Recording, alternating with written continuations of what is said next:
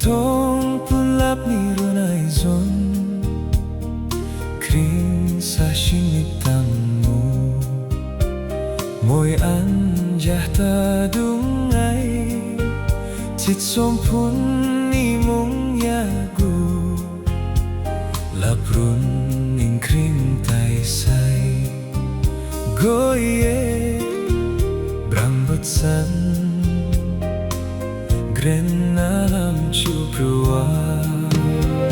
Gintong bung sini mung Brang pang bung du Mung kanting ta bungay Bung wa Paray mau me joni Ton jamung Chia yang mai ai Yago Berangkai mau let suru Shinran tamu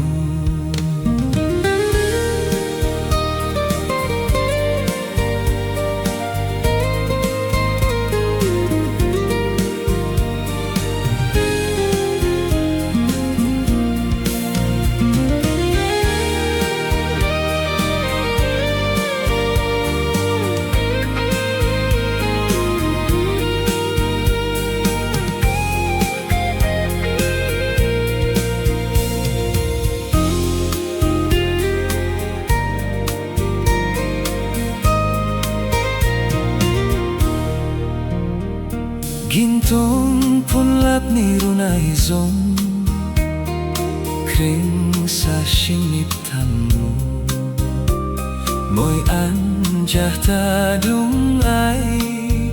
Sitsom pun ni mong yago Laprun ning kring tay say Goye Brang matsan Gren alam chuprua Gintong bung sini mong Brang pang bung du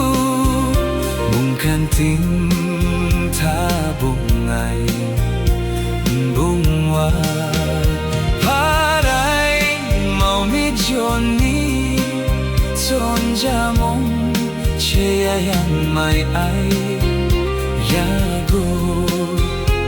Berangkai mau let sumru Singran tamu